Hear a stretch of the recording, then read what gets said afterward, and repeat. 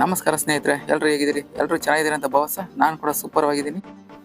ಎಲ್ರಿಗೂ ಗಣೇಶ ಹಬ್ಬದ ಸ್ವಾಗತನ ಬಯಸ್ತಾ ಈ ವಿಡಿಯೋ ಸ್ಟಾರ್ಟ್ ಮಾಡ್ತಾ ಇದ್ದೀನಿ.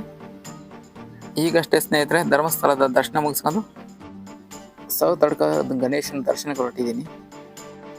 ಇದು ಧರ್ಮಸ್ಥಳದಿಂದ ಕೇವಲ 18 ಕಿಲೋಮೀಟರ್ ಇರುವಂಥ ಸೌತಡ್ಕ ಗಣೇಶನ ನೋಡೋಕ್ಕೆ ಹೊರಟಿದ್ದೀನಿ ಸ್ನೇಹಿತರೆ. ಬನ್ನಿ ನೋಡೋಣ. ಇದಕ್ಕೆ ಇನ್ನೊಂದು ಹೆಸರು ಇದೆ, ಗಂಟೆ ಗಣಪತಿ ಅಂತಲೇ ಹೆಸರು ಕರೀತಾರೆ. ಇದು ಕೊಕ್ಕಡದಿಂದ 3 ಕಿಲೋಮೀಟರ್ ದೂರದಲ್ಲಿದೆ. ನೀವು ಬಸ್ಸಲ್ಲಿ ಬರೋರಾಗಿದ್ದರೆ ಕುಕ್ಕೆ ಸುಬ್ರಹ್ಮಣ್ಯ ಹೋಗೋ ಬಸ್ಸಲ್ಲಿ ಹತ್ತಿದ್ರೆ ಕೊಕ್ಕಡ ಇಳಿದು ಬರಬೇಕಾಗುತ್ತೆ. ಇಲ್ಲ ನಿಮ್ಗೆ ಓನ್ ವೆಹಿಕಲ್ ಇದೆ ಅಂದರೆ ನೀವು ಡೈರೆಕ್ಟಾಗಿ ಇಲ್ಲಿ ಬರ್ಬೋದು. ನೀವು ಸುಮಾರು ಜಾಗದಲ್ಲಿ ಕೇಳಿರ್ತೀರ ಗಂಟೆ ಗಣಪತಿ ಅಂತ. ಇದು ಆ್ಯಕ್ಚುಲಿ ಸೌತಡ್ಕ ಶ್ರೀ ವಿನಾಯಕ. ಇದಕ್ಕೆ ಗಂಟೆ ಗಣಪತಿ ಅಂತ ಹೆಸರು ಹೇಗೆ ಬಂತು ಅಂತ ಅಂದರೆ, ನಿಮ್ಮ ಸಮಸ್ಯೆ ಏನೇ ಇರಲಿ ಯಾವುದೇ ಇರಲಿ ಈ ಗಣೇಶನ ಮುಂದೆ ನಿಂತು ಭಕ್ತಿಯಿಂದ ಬೇಡಿದ್ರೆ ಸಾಕು, ಆ ಸಮಸ್ಯೆ ನಿಮಗೆ ಬಗೆಹರಿಯುತ್ತೆ. ನೀವು ಇಷ್ಟಪಟ್ಟಿರೋಂಥ ಗಂಟೆ ತಂದು ಇಲ್ಲಿ ಕಟ್ಬೋದು. ಈ ಗಣೇಶನಿಗೆ ಈ ಗಂಟೆ ಅಂದರೆ ತುಂಬ ಇಷ್ಟ, ಅದಕ್ಕೆ ಗಂಟೆ ಗಣಪತಿ. ಸ್ನೇಹಿತರೆ, ನೀವು ಎಲ್ಲ ಕಡೆ ನೋಡಿರ್ತೀರ ದೇವರು ಗರ್ಭಗುಡಿಯಲ್ಲಿ ಕುಂತು ದರ್ಶನ ಕೊಡೋದಂಥದ್ದು. ಆದರೆ ಇಲ್ಲಿ ನೋಡಿ,